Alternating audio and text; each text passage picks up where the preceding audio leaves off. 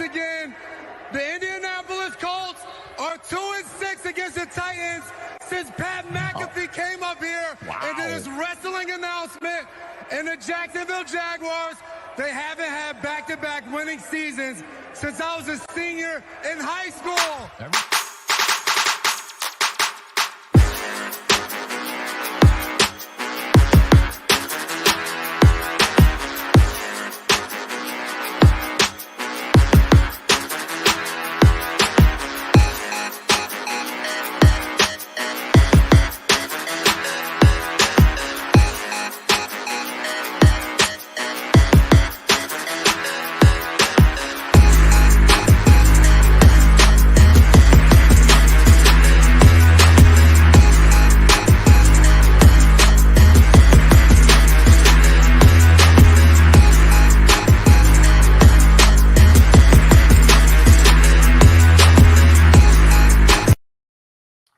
What's up, Titans fans, and welcome to another episode of the Titans Global Podcast. Thank you for joining us.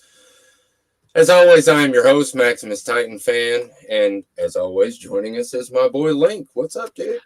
Not much, man. Ready to get into a little draft talk. This offseason's been kind of slow so far, but Super Bowl's over, so now it's time to really jump into it. I'm excited to see what we got coming up for the Titans, and as always, we want you guys involved too, so make sure to comment, make sure to like, make sure to subscribe. Again, the show is and always will be for you guys, so get involved in the chat, and I'm excited to talk to you. Absolutely, and today we have a very special guest with us. Actually, I found his mock draft on Twitter. I linked off of his Twitter page and went to a mock draft, enjoyed it, wanted to talk to him about it a little bit, and then decided I wanted him on the show because I thought it was something unique that everybody needs to check out and try. Jim from NFLDraftFanatic.com. What's up, Jim? Not too much. Thank you very much for having me and looking forward to talking about the Titans in the draft. Absolutely, man. Well, today's show is going to feature the Titans and the draft, and we're going to talk a little bit about it because it's a little early. I hate talking about the draft before combine and especially before free agency. All those things take a huge factor and toll into what you do in the draft. But we also ain't got nothing else to talk about, so let's talk about the draft. And we're going to talk about the first three rounds tonight, and we're not going to get crazy or nothing like that. We're not going to bore you guys to death. We're going to talk about superstars, people that actually can make a change right now, not the people that can make a change a couple years down the road and developmental players and all that stuff. But before I go into any more droning on, Jim, tell us the part about Fanatics that makes it so unique that drawed me in, because I know you're going to talk about it. Fantastic. So NFLDraftFanatics.com is the only interactive mock draft simulator. And what we mean by interactive is as fans pick players, they're going to move up the board. So there's 32 NFL teams. Each team on the simulator has their own board. So when you do a mock draft for the Titans, you're going to edit the Titans board. And that means if somebody's doing a mock draft for the other 31 teams, there's a really good chance that the players that you pick for the Titans are going to show up in the Titans mock draft or show up as simulated to the Titans when somebody's drafting for the other teams. So it's some people call it like a crowdsourced mock draft. I consider it like group voting. So if, we've all had that issue with group projects in school where, there's always those couple people. Mock drafting is now a group project kind of thing, right? You're going to deal with some eccentric people, and then you're going to deal with the masses that seem to, listen to podcasters and they know this player is valued here, this player is valued there. And the end result are mock drafts that are significantly more random than anything you've seen at any other simulator. So, yeah, and really that's the beautiful thing about it. I even said, when we were talking pre-show, I did a draft either over the weekend or very first of this week on my phone just to kind of, really get into it. I like to call it an interactive algorithm kind of put it out there and see what would happen. And then when I drafted the next time, which was actually earlier today, it was completely different. Almost every single draft pick was different. And you really get a sense for what the fans want, at least. Yep. And that's what I really like about it. And that's why I like the name. I mean, I think everything was done really properly for this. Thank you.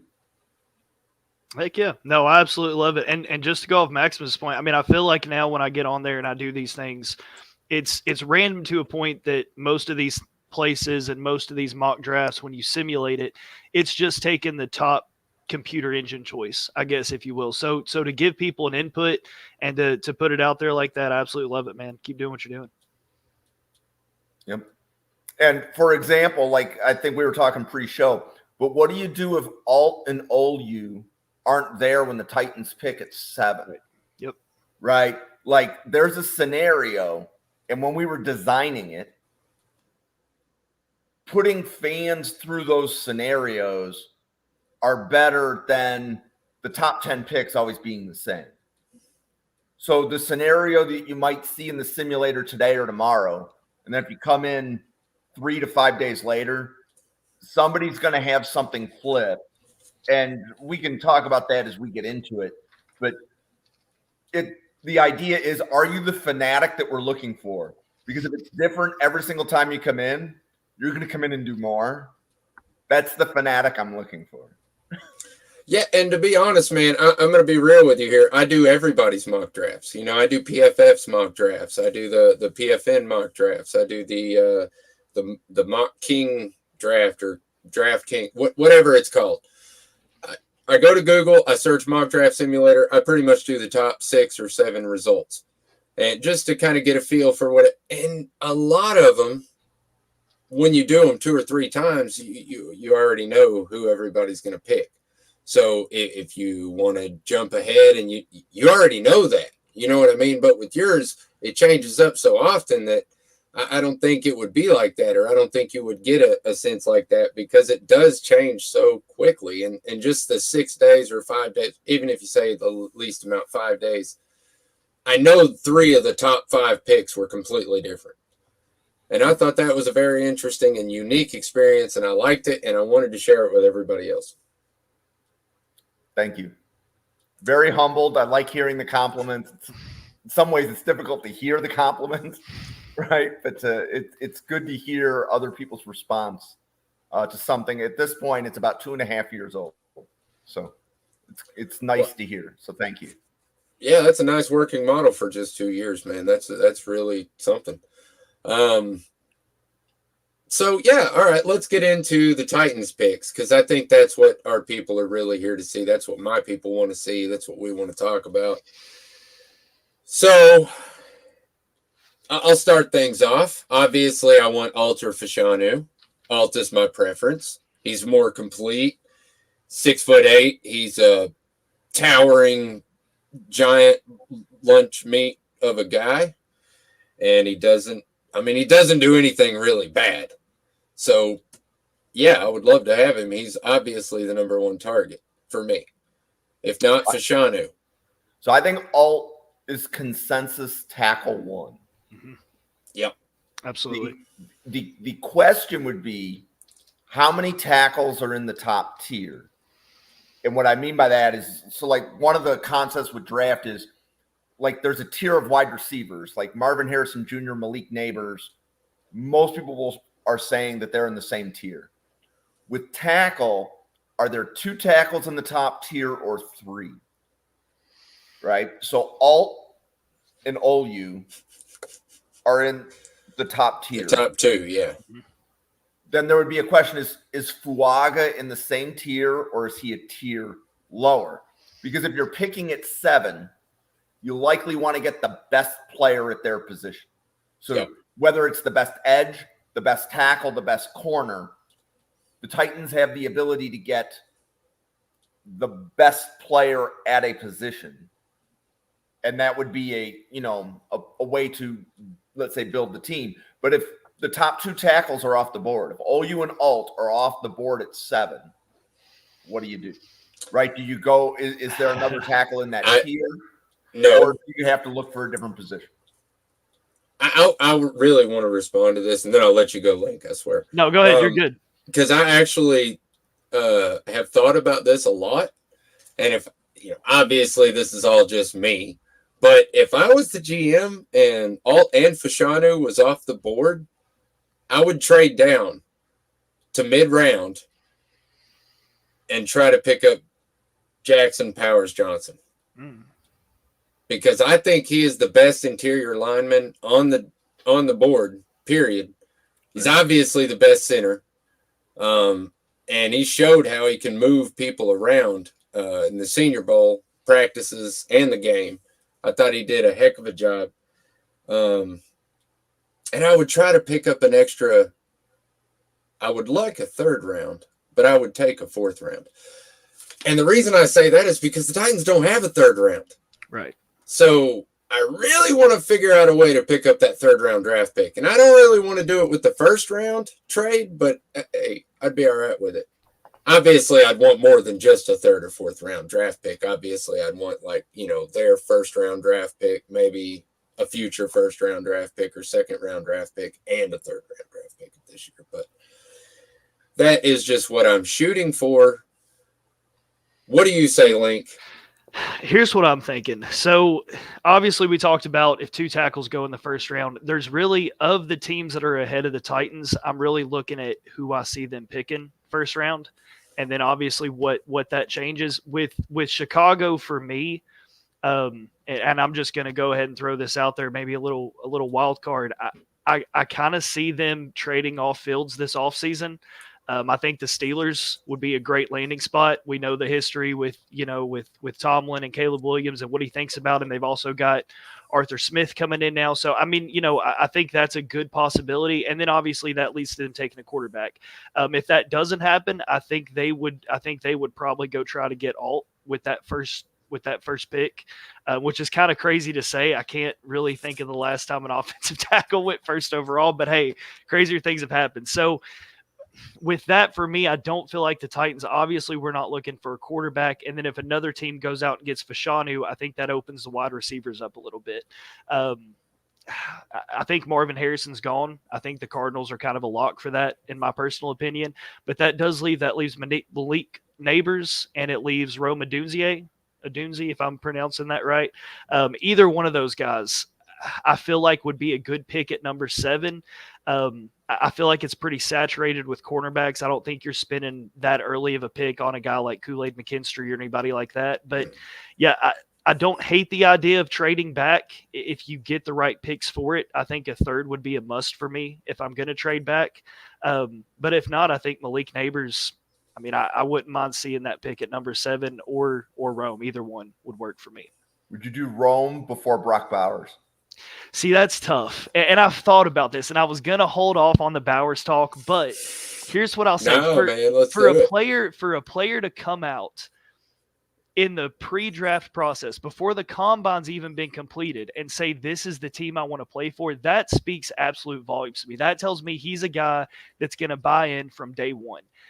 The size does worry me a little bit. That's the only downside to Bowers that I see. I think he's a great playmaker. I think he's got the hands. But when you look at tight ends in this league, the majority of them, the Kelseys, the Kittles, I mean, 2 that we just saw in the Super Bowl, I mean, they overpower guys. And I don't know that Brock Bowers could come in and make as big of an impact as the Titans need on day one. So that does scare me a little bit. Would I be upset if they picked him? No. Do I think they could trade back to maybe 14, 15 and still have a shot at him? Absolutely. So I feel like if you've got one of those wide receivers on the board, those immediate playmakers, I think I got to go with that over Bowers at number 7. So I'm a Bills fan, if the audience didn't know, and we drafted Dalton Kincaid last year. Here's some interesting data when it comes to like evaluating a Brock Bowers versus Malik Neighbors. The second contract for the tight end is going to be about $10 million a year cheaper. Yeah. Right. So meaning that after you go through the 5th-year option, the 6th year for Bowers or the 6th year for Neighbors, the contracts are going to be off by about $10 million. Right. So even though you see the tight end label by the player name, realize that he's there to catch passes. True. And catch a lot of them. And like this year with both Laporta and Kincaid, they had the second and the third best receiving years for tight ends ever. Like the only other tight end that had a better rookie year, his name is Mike Ditka. Right? So like we could be at the beginning of a trend when teams see what the salary cap is doing, where they want the tight ends earlier because of the salary cap. They're basically, you can get them at basically 60% the cost of a wide receiver, even though basically they're lining up in the slot. Dalton Kincaid lined up in the slot for Buffalo. Right. He took Cole Beasley's role. Right. And if you look, Cole Beasley, Dalton Kincaid, like they're not the same. Right. But like they're not the same body, but they're playing the same position in the field. Right. Yeah, I don't hate the idea, and I think it would be a good pairing, especially with Okonkwo. And again, this is a year when Okonkwo's got to come out and prove himself. So I think it puts up good competition for him. My only thing is with Will Levis's ability and the way that I want to see this team stretch the field. Do I want one of those slot guys, or do I want a receiver who can get great separation, who can run the vertical routes, and who can catch the deep balls when Levis is throwing it, 50, 60 yards deep? That would be the only difference for me. You'll be able to get that wide receiver in round 4 or 5. The wide receiver you just described, you're going to be able, I could give you a list. Okay. Kind of thing. But that's going back to what Maximus was talking about at the beginning with the simulator. So if you read the national mock drafts, for Buffalo, everybody has Buffalo taking a wide receiver in round 1. But if you follow the Buffalo podcasters, they're saying, no, go for the wide receiver later because we have bigger needs in the team at other spots. So very similar here with the Titans. Like the offensive line is an issue, right? Whether you're dealing with a Jackson Powers Johnson on the interior or you're looking at Joe Alt or Olu to be the left tackle, okay? The Titans wide receiver room was lacking until they got Hopkins last year. Right, coming right out of camp, right? It's known that they need a wide receiver. So you're going to be able to find one in rounds 3, 4, 5. And I can give you a whole bunch of names and we can talk about that once we get into the simulator. But this is a really good year to get wide receivers late day 2, early day 3. That's my answer right there. Okay. Teams that I've said this, I don't know how many times on social media over the last week or two since he made that comment. Teams that draft a tight end in the top 10, it is a commodity.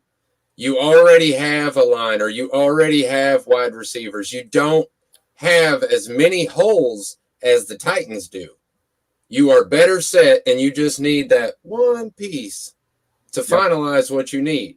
And, that you just can't do it, man. It might feel like a luxury pick, but this draft is deep in the positions that the Titans need, right? According, at least what I've read, the Titans need offensive line, wide receiver, and corner, right? Correct. Pretty much, yep.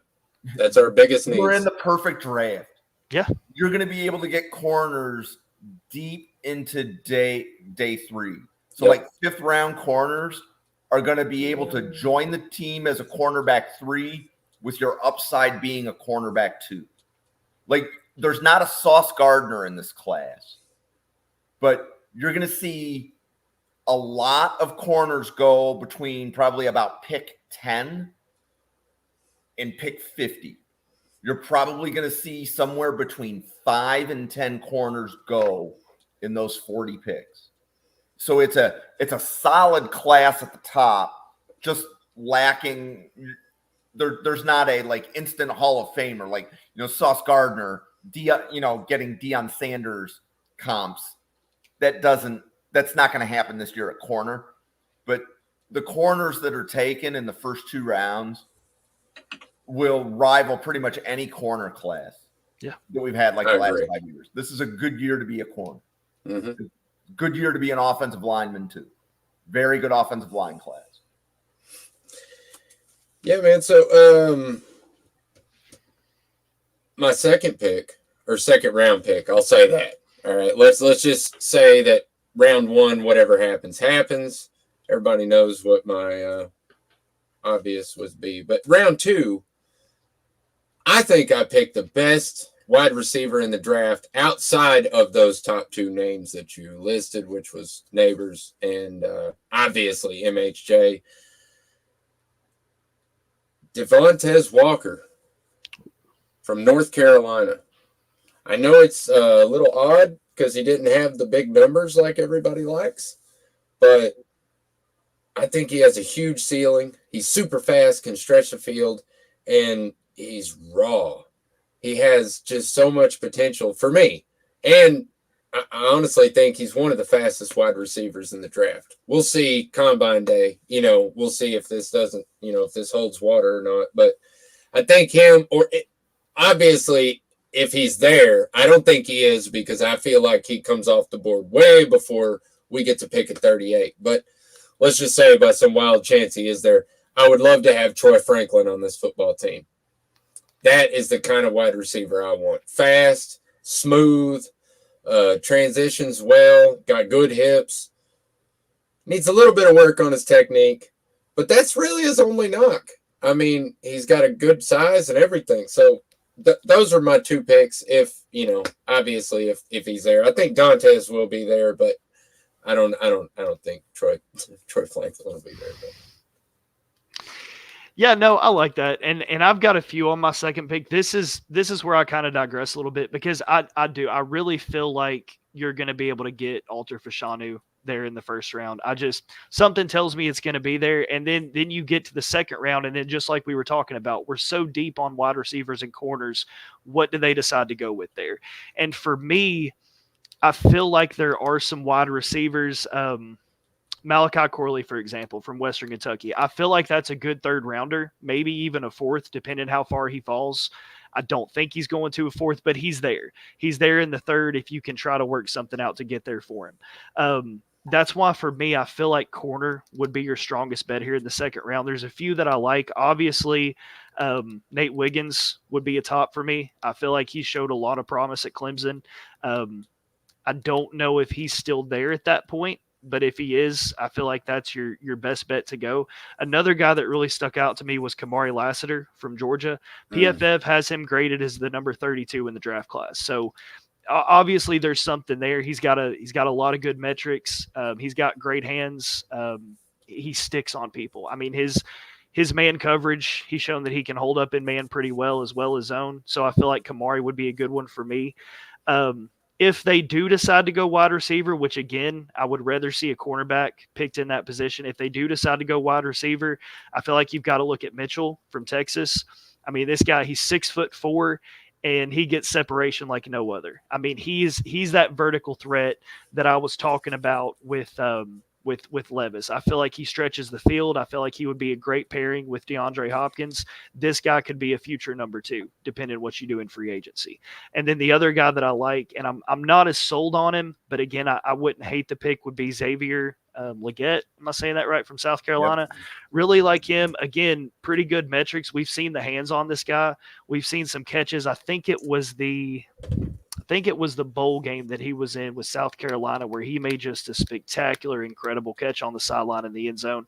That to me, I mean, just having those hands and being able to go up and get it like that, again, that's just something you really need. So for me, I would go Wiggins if he's there. If he's not, I would like a Lassiter pick. And if you go wide receiver, I would definitely put Mitchell at the top and then maybe Legette after that. Yeah, and Legette's probably going to test to be one of the fastest receivers in the combine. Yeah, so I was seeing looking at 4.3s. Yeah, low 4.3s, high 4.2s. Absolutely. Yep. I think Devontae will get close to that. I'm interested to see how these guys measure up. That's why I love the combine, man. Every year I get a little excited, especially when it comes to I don't know why, but especially when it comes to the running backs and the wide receivers and their 40 times. I don't know why. I just get all bent out of shape about the guys that can run quick. I don't know. But my rebuttal to that would be that just like Jim said earlier, I think there's going to be a lot more depth at cornerback in this draft than there is at wide receiver. That's why I go for wide receiver in the second round instead of the third. If we get a third. Yeah, the only thing about that, and I'm kind of tying everything together and looking at a lot here. Now, I But, will say, if I don't get a third, I am picking a cornerback in the second, not a wide receiver. right. Just to clear that up. Well, and looking at the free agency class this year, what's going to be easier to fix in free agency? And that's a big one for me too, because you don't necessarily want to put all your stock into draft. And I feel like you can go get a pretty good wide receiver in free agency that can complement DeAndre Hopkins. I mean, we've talked about, T. Higgins. Obviously, that would be the home run for Tennessee. Yeah. But I feel like that maybe that wide receiver position with what they're looking for, it'd be a little bit easier to solve that in free agency than it would the corner position. Because these corners, you can go get a veteran wide receiver. The corners you really want to develop and grow. And for me, that's why I'm looking at corner in the draft and maybe free agency for the wide receiver position. All right. Yeah, and I'm gonna throw a couple of corner names out that are they're about to move up draft boards. So I'm verifying I got the first name right. So he was at the Senior Bowl. His name is Renardo Green from Florida State. So, prior when we first loaded the draft board onto the simulator, he was in the 200. He's a top 75 player now, kind of thing. So you're definitely going to see his name called on day 2 of the draft. It will be earlier on day 2, not later. So that would be one. And then another interesting name is Quantez Stiggers. So if you don't know this guy's story, if you weren't following the Senior Bowl, he plays for the Toronto Argonauts in the CFL, but he gets to participate in the combine because there's a rule that says that you can't join the NFL draft until your high school class hits their third year of college or something. Yep. So somehow after his second year of college, he went to Canada. So he was never able to participate in the combine, but he has a year of pro experience. So there's a lot of good film on him in the CFL. But those are two guys, and maybe even Jerry and Jones might be another corner from Florida State. So those would be some other guys that round 2, there's a really good chance that there's a run on corners right before the Titans' second round pick. It just meaning if you look at the number of teams that need a corner that are at the back of the first round and then at the top of the second, right? The Titans are either going to be getting like the 7th corner on that tier, right? You're not getting the best corner in whatever that second tier of guys is. You might even be picking into the 3rd tier if you have to go corner. So that's something to consider. That's why, honestly, I like taking a corner better in the 3rd round. If I can figure out a way to do that, which I'm sure Rand can do it. I mean, come on, man. The Titans are in an interesting spot, too, because they are the pick in front of Atlanta. Mm-hmm. Okay, and what does Atlanta need? Right? They need a quarterback. So if one of the quarterbacks falls to 7, that's going to be the team that could trade up to the Titans. Right, so think of like Vegas, and there's one other team, maybe the Rams, where if they see the quarterback they like fall, you're talking about, I think the Raiders are at 13, and then Seattle also might be picking a quarterback. So those teams could trade up to Tennessee's spot, and Tennessee would only have to trade down about 10 spots. Right, and then net a 3rd round pick, and that's about the right value on the value chart. Yeah, and I wouldn't mind that, but again, if you're Tennessee and you're sitting there and you see Alt still on the board, are you willing to trade down for a 3rd round pick, or are you all in on Alt? No.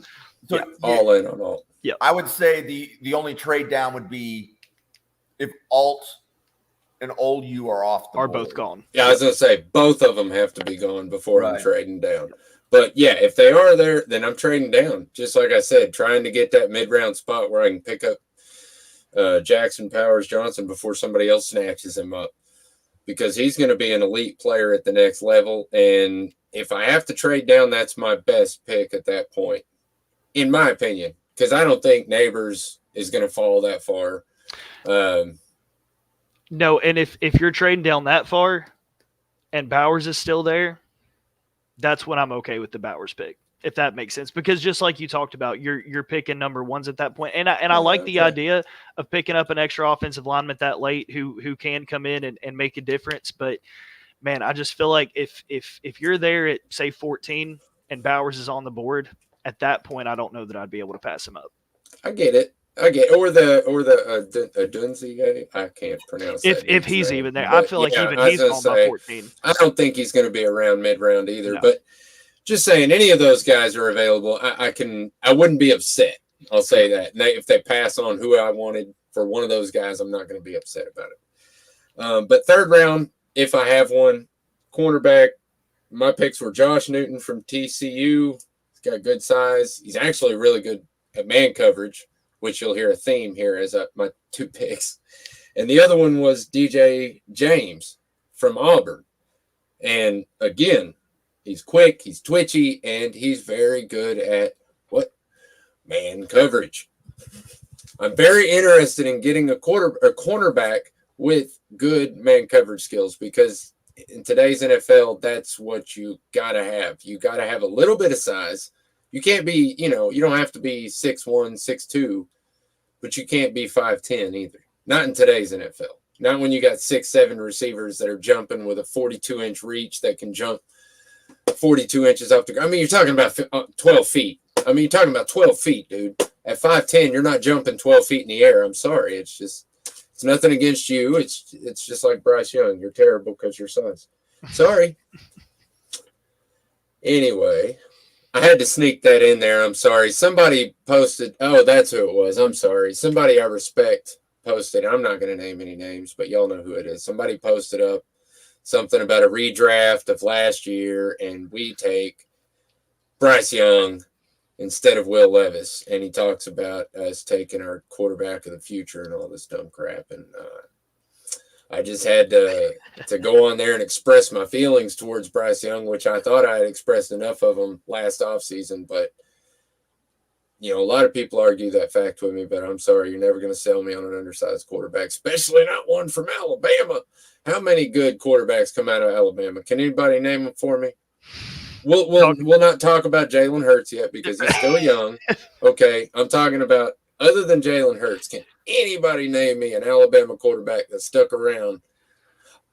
Well, there is that one guy. What's his name? AJ McCarron. Doesn't he play for like the XFL team or something like that? He's around there somewhere. Hey, if the Alabama players coming out of college were graded on hype, they'd all be Hall of Famers. So, I mean that's where I'll leave it at. But I digress. I'm still a Tennessee fan, Titans and Vols. So.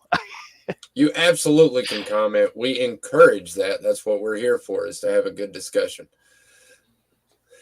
So anyway, to move on from that, Jim, talk a little bit about the mock draft. I know you want to show some things off. Go ahead, buddy. This is your time. Oh, fantastic. Okay, so can you add my screen to the podcast? Absolutely. Okay, so this is NFLDraftFanatics.com. I think most of the UI is simple. I'm looking for my mouse. Here we go.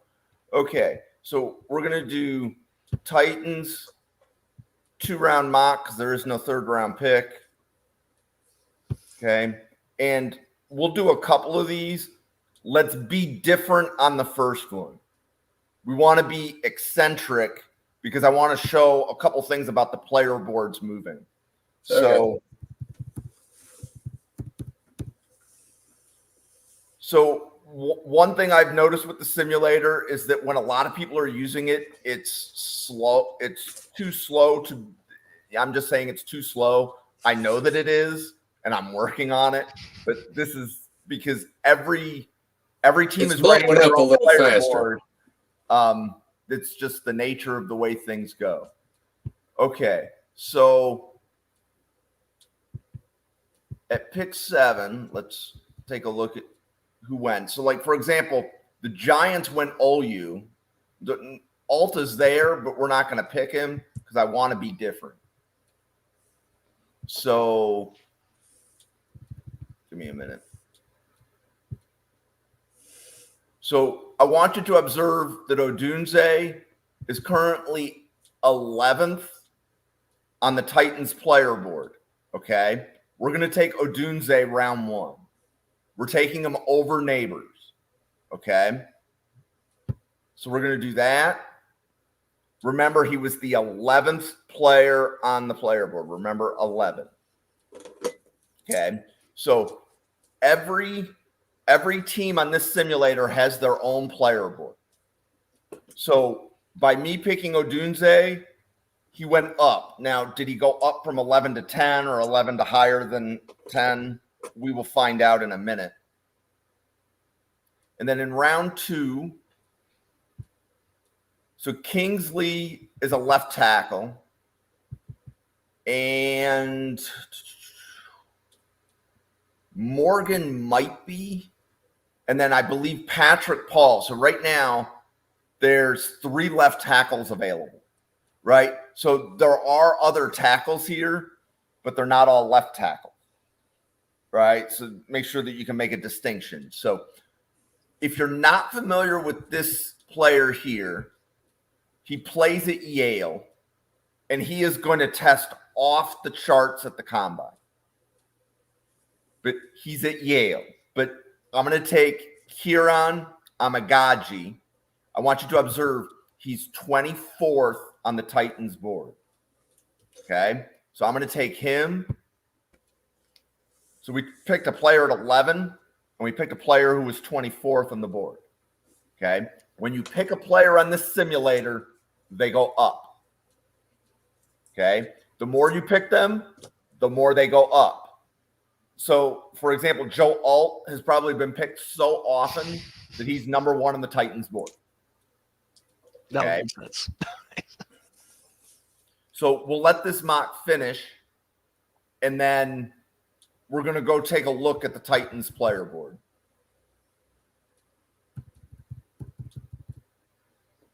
Okay, so there's a 2-round mock. Odunze and Kieran Amagaji. Okay, so what I'm going to do is if you go to team needs up here at the top, and then you find your team. So the Titans will be the 7th team in the list.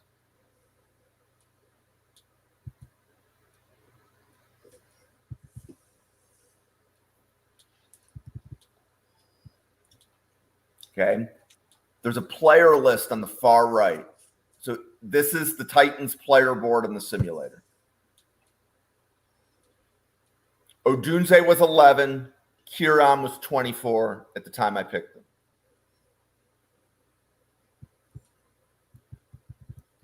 Odunze moved up to 7th.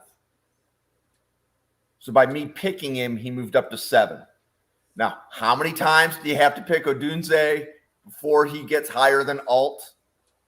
It's going to be a lot because I already know that Alt has been picked a lot. Yep. But Yeah. he will move up. If you keep picking him, he will move up. And that means when other people use the simulator, they'll see Odunze drafted to the Titans. Okay. And then the other player was Kieran, and he was 24. He moved up to 13 by me picking him. Wow, that's awesome. Okay. So the more you pick them, the more they're going to move up. And then the idea is the basic algorithm in the simulator is when a team is on the clock, the simulator looks at the team player board and it selects whoever the top player available is on the board. It's a pretty simple algorithm. Best player available. And that player was determined best by Titans fans because they picked it. Okay. So every mock draft, you're essentially voting for who you want the Titans to pick when other people are drafting for different teams. I love I it. absolutely love that. Yeah, that's awesome. Interesting to see Caleb Williams up there at number 2. Was I reading that right? Apparently, Titans fans are really pushing some Caleb Williams. Well, no, so Doesn't necessarily mean they're Titans fans. Yeah, that's true. So because I follow some PFF mock drafts, so one of the podcasts I follow is a PFF podcast, and I tag some of those people in my tweets on the simulator. PFF has I'm confident it was PFF that reverse engineered the simulator. Because the day after, Caleb Williams was number 1 on every team's draft board. Gotcha. They were trying to figure out what the algorithm was. Like if they just listened to my podcast, I would tell everybody what the algorithm is. Right? The more you pick them, the more they move up. Exactly. Yep. Right? Not complicated. Okay, so let's do one more Titans draft. 2 rounds. And if I already picked the Titans. There we go. Yep. Okay. So now when you come in, you'll see Odunze will be higher on the list than he was before. Right? So unless sometimes he does go to the Giants. I can tell like which teams are really active. The Giants are really active on this simulator. Like I've seen their player boards move like 3 times in a day. Okay.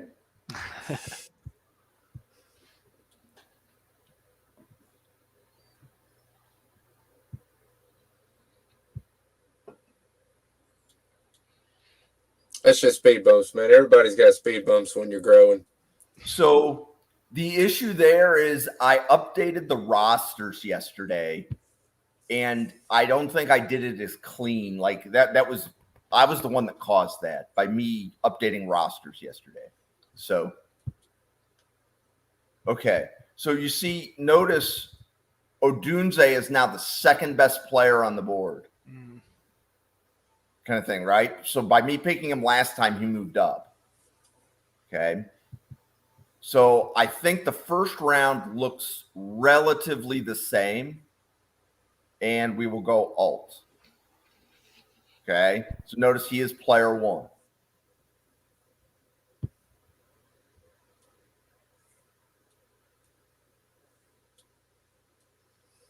And then I'm going to point something out.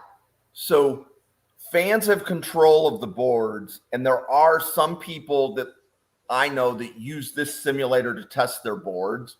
So I want to point out who Jacksonville took. And then we're going to go in when we're done here, and we're going to see if we can get Jacksonville to change their player. So Jacksonville is, I think, 17. So Jacksonville took Tyrion Arnold. So we're going to see if we can change that. Okay. And then if we wanted to look at corners, these are the corners that are available at pick 38. Rakestraw is one that immediately pops into my head. And then if you want to see the wide receivers that are available, those are the wide receivers that are available at the same pick. So like Rakestraw and Walker. And then I think we also mentioned Leggett earlier in the podcast. Is there anybody here that you guys like for round 2? Leggett, I guess. What was that? Leggett. You like Leggett? Okay, so Leggett, he was 40. Okay, so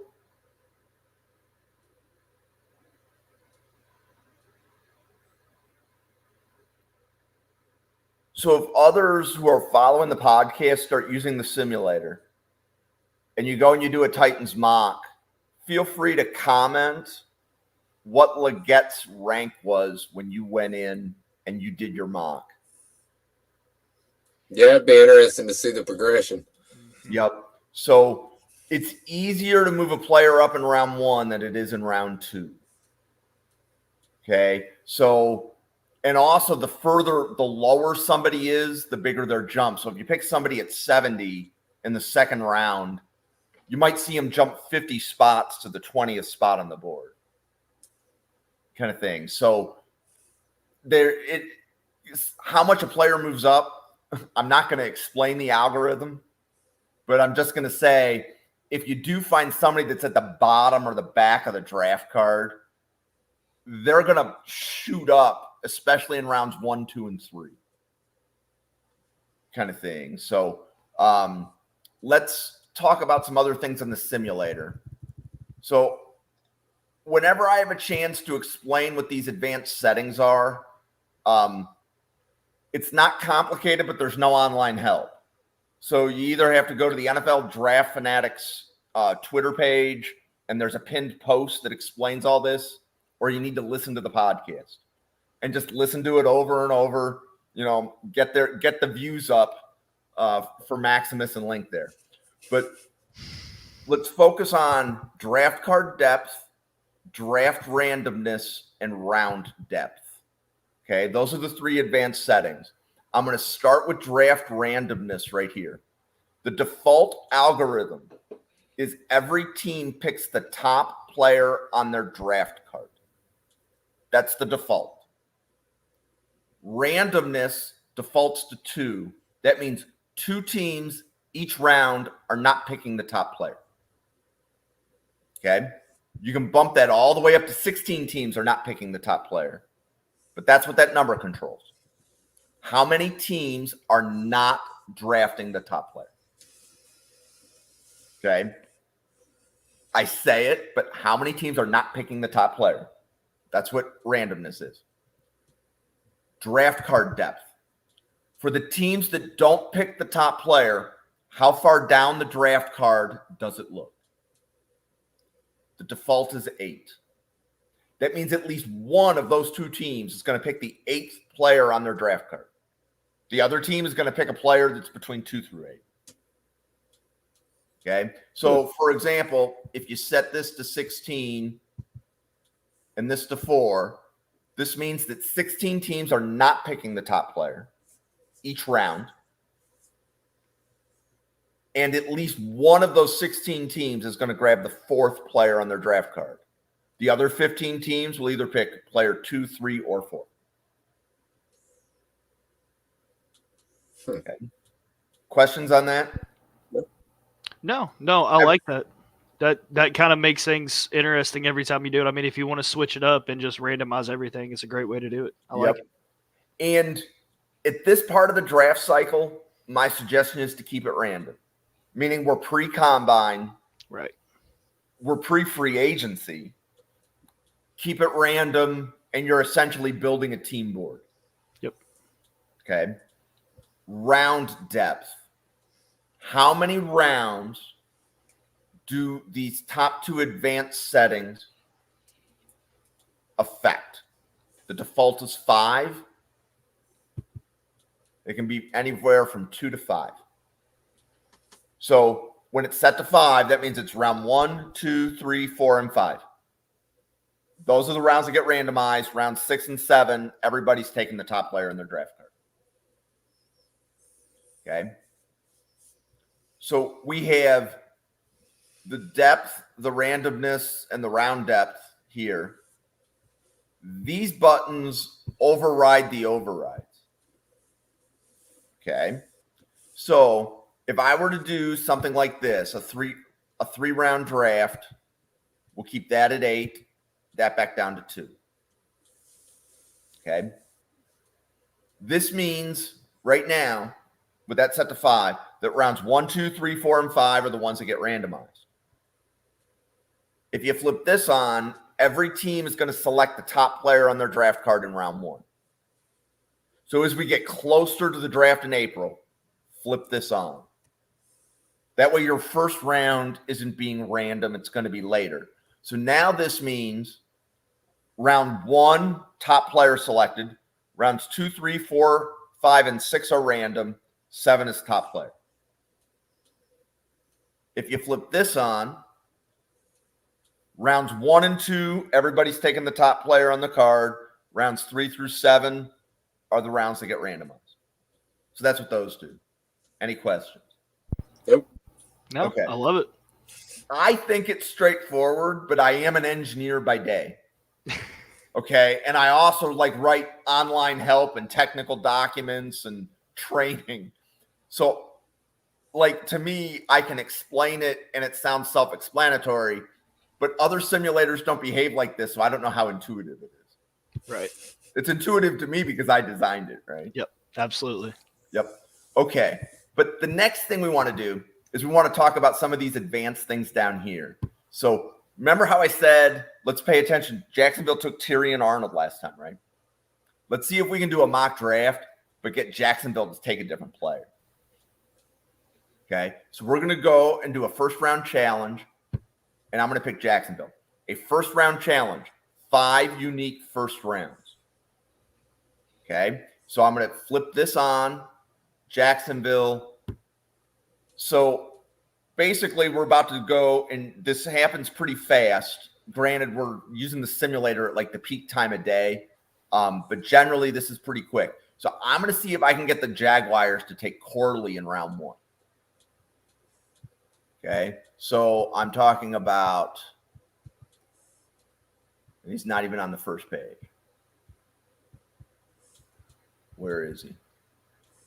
So he is currently 74th on their draft card. I'm taking him in the first round. Okay, so that's one of my 5 first round picks.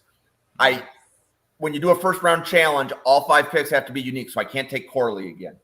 So I have to come up with 4 other players. And again, I'm going to be eccentric with Jacksonville, but I'm not going to be outrageous. Like earlier in the podcast, you guys were talking about Corley being there around 3 or 4. There's a good chance he doesn't make it out of round 1. Right. Okay. So another wide receiver that Jacksonville could consider in round 1. Leggett. So Leggett is currently 58. So I'm taking him. So one of the other reasons that I use Jacksonville as a good demo is that I know from experience that their social media presence is low. So there's fewer users. So this is me. I'm going to go A.D. Mitchell in round 1. And if you notice a theme, I'm just going to go with wide receivers. The great thing about this year's wide receiver class is if somebody tells you that there's 13 different wide receivers that can go in round 1, they're right. There will not be 13 receivers taken in round 1, but the grades on wide receivers 5 through 13 are all over the place. Yep. So where somebody may have A.D. Mitchell as their 5th receiver, somebody else is going to have him as their 13th kind of thing. So he's in that top tier. Okay, so who else would they go with? Do they need a corner? I'm not going to mess with that. Let's just go with wide receivers.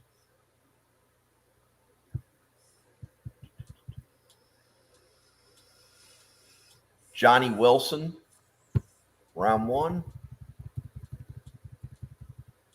And then I'll do Roman Wilson as the other one.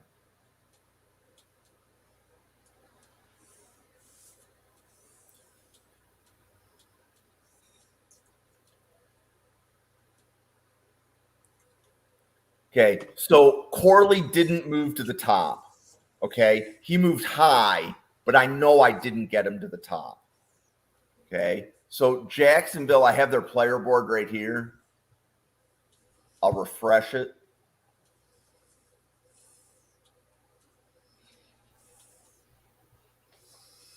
While we're waiting for that last pick.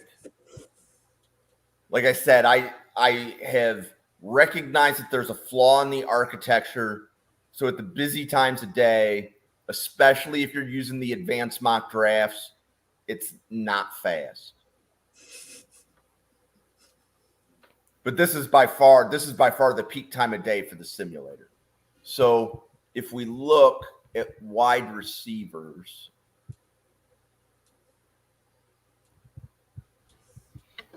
Leggett moved to 10, Mitchell moved to 9, Corley is 12th.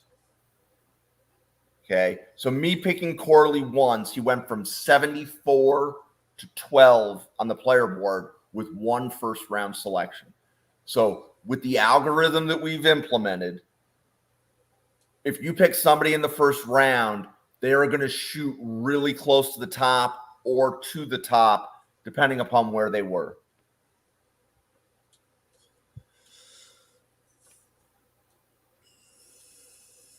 Wow, we're sitting here waiting. Okay, so I don't necessarily know if we want to be waiting for the simulator. I apologize for that, but so the simulator has advanced mock drafts. The first round challenge is 5 unique first rounds. Show us your 5 best first round picks. So if you were to do one for the Titans, I actually emailed one right before the beginning of the podcast to you, Maximus.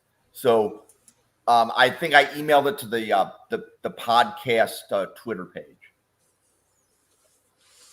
But you would be able to share that. But one of the things we would want fans to do, use the first round challenge and vote for your best 5 first round picks. Because whoever Titans fans pick the most is going to go to the top of the Titans board. Right. So if everybody's saying it's Joe Alt, then it's Joe Alt. But if you don't agree, you have the ability to change the conversation. And I will do Malik Neighbors just to finish that off. Yeah, no, I love that. I mean, you're basically like a fans pick 'em. I mean, Yep. I love the idea and just bringing up different scenarios because that affects other teams when they go on here to draft as well. I love it. Yep. So, okay. So you have great power here. You're going to see me, like, again, I designed the simulator. So I am going to go in, and now I need to get Corley to the top. So we have another thing called the second round challenge. And I'm going to go in for Jacksonville and do it. And a second round challenge is 10 unique second round picks. So if I want to pick the same player over and over again in round 1, I can. But every second round pick has to be unique. So I'm going to do a second round challenge, always picking Corley until he goes to the top. And I don't know if that's going to take me 2. I don't know if it's going to take me all 10. But the way this works is it'll go through. There's a randomness. It really kicks up the randomness. If you turn on a round challenge, don't look at this as a real mock because the randomness gets jacked up to see if there's a player that drops that you're going to pick. So Corley is currently 12th.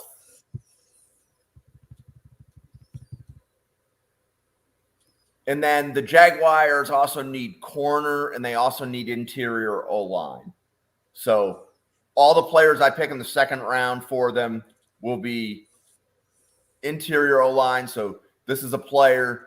The Titans would probably be targeting this player in round 2. Like he would be on the short list, especially if you miss JPJ in round 1, getting Dominic Puny in round 2 or 3 would be effective. So now I just did 1 2-round mock for the Jaguars. I have to do 9 more. Now, I'm only going to do enough to get Corley to the top. Once Corley's to the top, we'll come back in and we will do another Titans draft and see if in that Titans draft, the Jaguars selected Corley. Okay? So with this simulator, you have great power. Okay? Power has been abused. I have seen punters taken in the first round. Yes, I've seen it. Okay. And like you can even see that like Jaden Daniels was sitting at the top of the Jaguars player board. They don't need a quarterback. That was definitely done by somebody that was trying to reverse engineer the simulator. Right. And I'm not going to sit like I'm not a draft board Nazi. I've got other things to do with my day. So if you see something and it's really out of whack, send me a message. I'll get to it when I can. But everybody, okay, look at this. Corley, I picked him as the first round pick twice.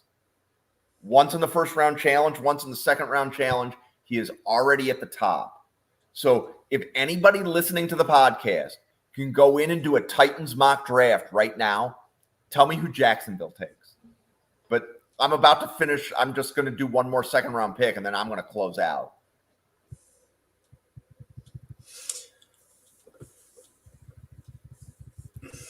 So as cool, as unique as it is, if you give false answers or crazy answers, you can also manipulate the system.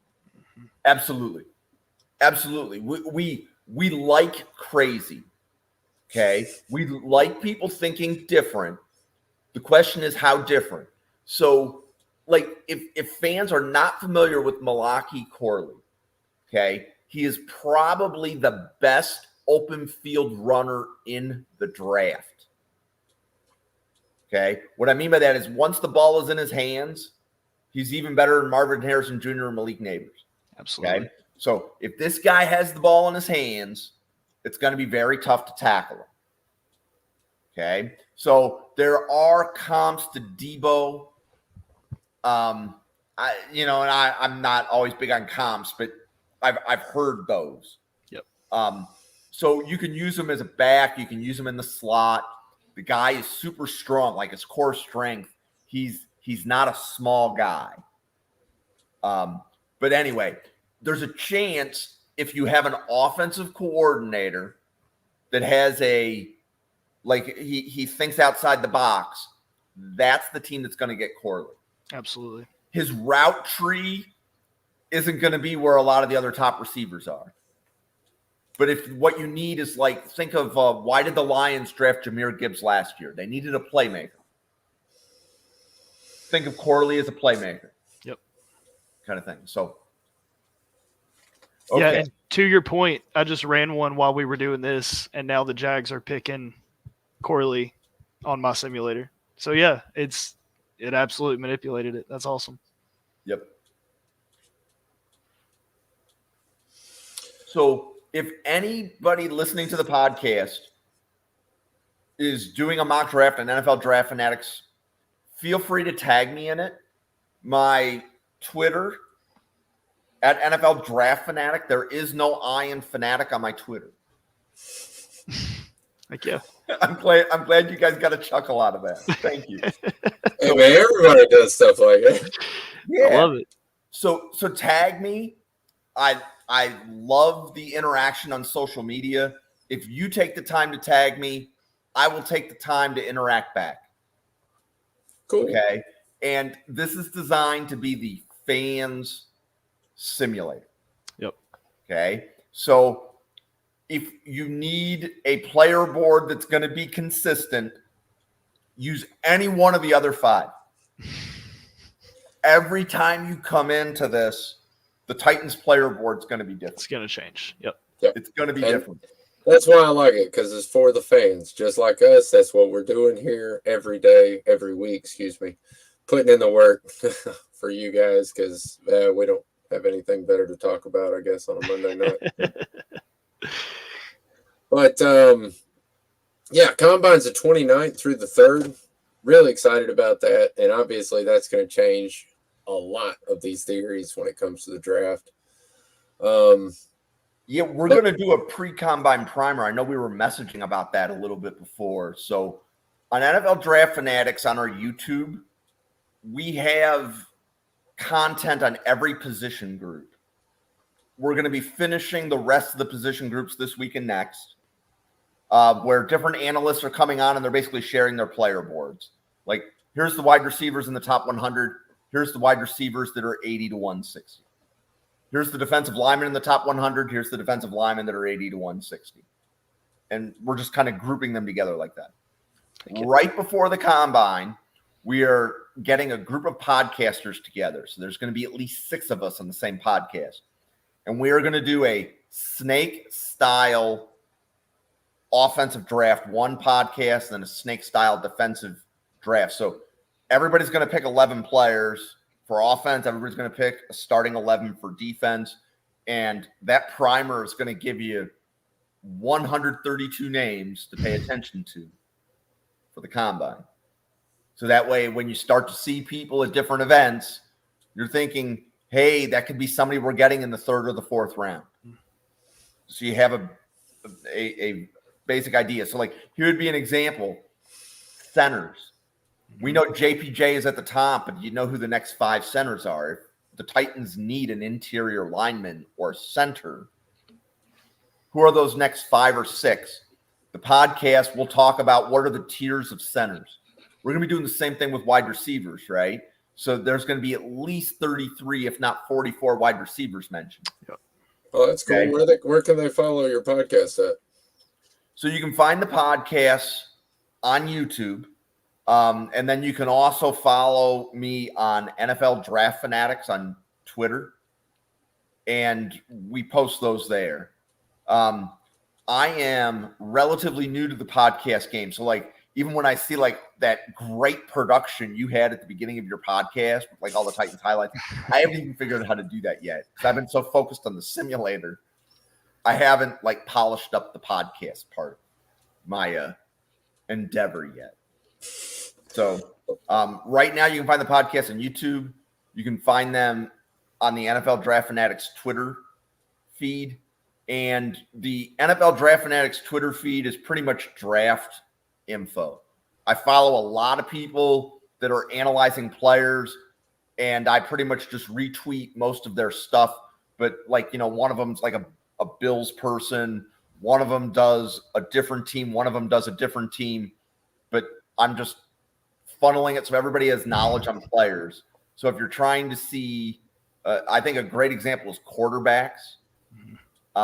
This draft, I don't know that the quarterbacks, like the Titans did a good job getting Levis last year. Yeah. Because Levis in this quarterback class might be QB 2 or 3.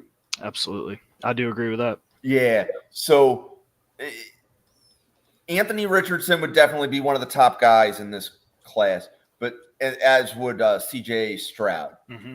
But like what I like about the draft is that there's differing opinions, and just because teams at the top of the draft need a quarterback, if they don't grade out, like what would New England do? Or what would, like, the Giants aren't taking, I don't think the Giants are taking a quarterback. Even if one falls to them, I don't think they are. They've invested millions in one, right? So like I don't listen to the mainstream media. I try to think about the problem as like here would be another example with Chicago. Mm-hmm. Okay. What do we think of Chicago's coach and Chicago's GM? Are they going to be there in 2025? That's So if tough you're to not say. sure, Right. you're not sure, why would you take a quarterback for the next GM and coach? That's Why are true. you going to do them a favor? Chicago's in a win now mode, which means you don't draft a rookie quarterback. That's true. So they either have to trade out of the pick, or Marvin Harrison is going first overall. Mm-hmm. But no, the media doesn't talk about it that way. They're all talking about like a window with Justin Fields. The window is with the coach and the GM. It's not with the quarterback. True. That At is least true. that's my thinking. Yep. But the world is under no obligation to agree with me. It usually doesn't. Well, no, I love it, man. I love the thought. I love the website, the program. I mean, it's great. There's not a lot of stuff out there like that, and I think you've done a great job with it. Well, thank you. Really appreciate what you've done. Thank you. Yeah, absolutely. And Time for show honestly, and tell. I was gonna say we could sit here and talk about this all night long. I'd be cool with it, but we do have to kind of get it in a little bit. But yeah, it's time for show and tell, man. What you got, Jim? Show us what you got since you're the guest. So I am wearing, this is a replica Bills jersey from the first year in the AFL in 1960. Oh, that's pretty cool. And then Buffalo won something in 1965. So that's the jersey from the 1965 Buffalo Bills. Oh, wow. That's awesome. Yep. That is pretty cool. All right, Link, what do you got for us? Yeah, I got a pretty cool one tonight. So something a little cool. I got they're coasters, but they have famous Tennessee plays on them. So, like this one, for example, this is the Music City Miracle, and it shows the literally everything everybody ran. It shows the time that was left. I got one. This was Young's 99-yard drive to beat Arizona. So it's got, all the way to 4th and goal when he had the game winner. Got another one. This was McNair drive with the Anderson kick to beat Baltimore in the 4th quarter. And then last one you got, let's see, this was actually the Mariota pass to himself against Kansas City. So, yeah, just something little cool, but little slate coasters, and it's got the famous plays on them. So, yeah, something little neat. So, all right, look, let me explain where you something to got all the those. people out there. This is what I'm talking about, okay? You don't have – I mean, look, this is my thing tonight. Yeah, it's got a bunch of signatures on it. It's really cool. I got, a bunch of them on there. Who knows? I'm going to show it in a minute. But my point is this is what I'm after. Mm-hmm. Unique or has a really cool story to it. I've seen a bunch of Titans coasters, man. Mm-hmm. I've never seen Titans coasters with our greatest plays on it. That is freaking amazing. I don't know who bought you that. Aces for them. And you win tonight. Aces for making Music City Miracle. The first one that showed with the Bills fan.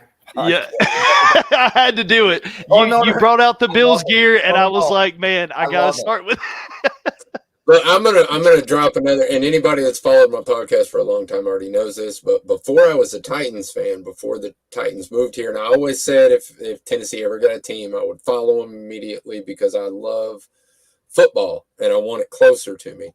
And then the Titans came, and that's why. But I used to be a Bills fan. My whole life, I grew up watching Jim Kelly and tortured through all the it makes sense why I'm a Titans fan. I mean, hopefully it won't take us as many times to go into the Super Bowl to get one win. But right now they look pretty good. And, honestly, I think it's a really good fit for Derrick Henry. But I'm not going to talk about that right now. My point is, Bills fans are awesome.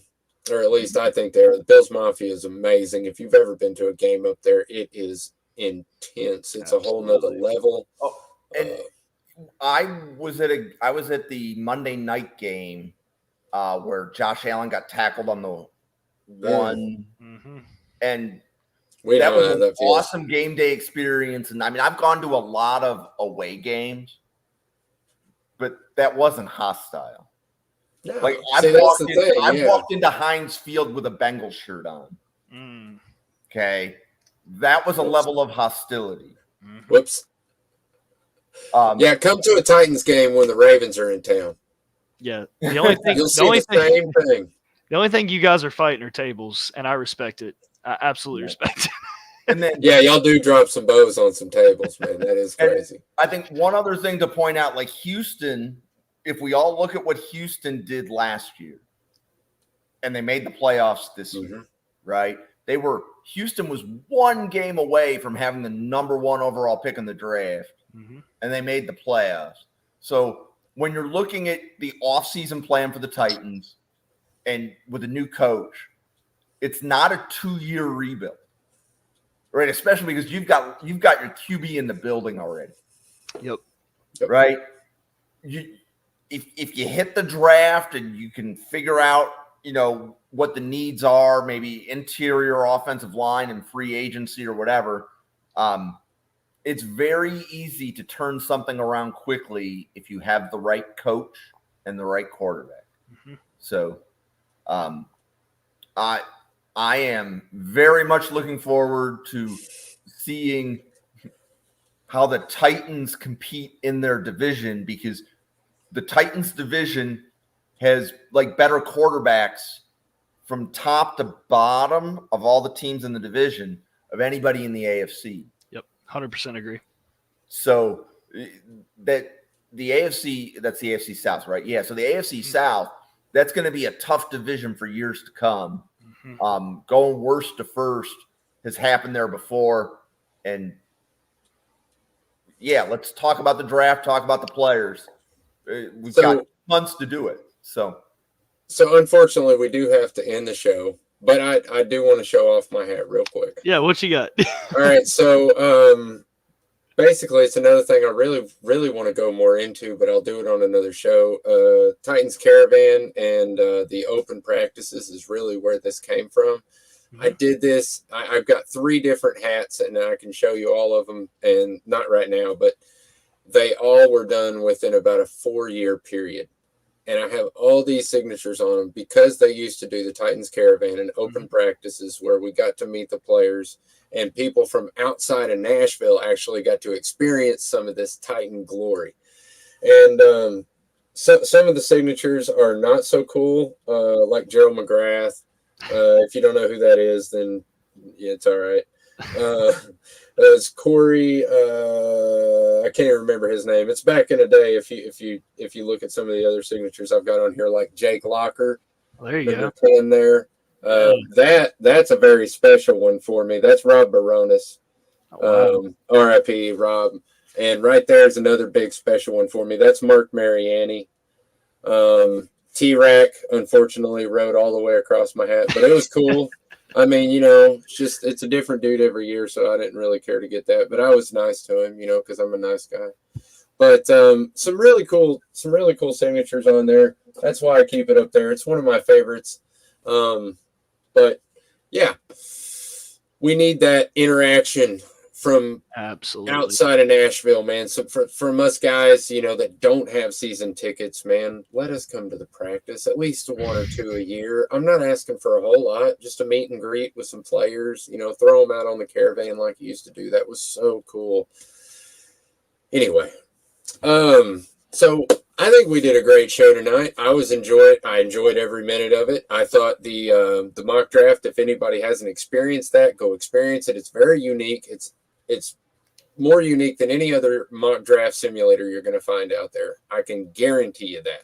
You're not going to see the same picks every time. I can guarantee you that. Out of the 32 draft picks, every single time you do it, it's going to be different. That's what I think is interesting about it. Plus, the input, the whole algorithm is just interesting to me. But I'm going to stop talking about that. Tell them where they can find you at, Jim.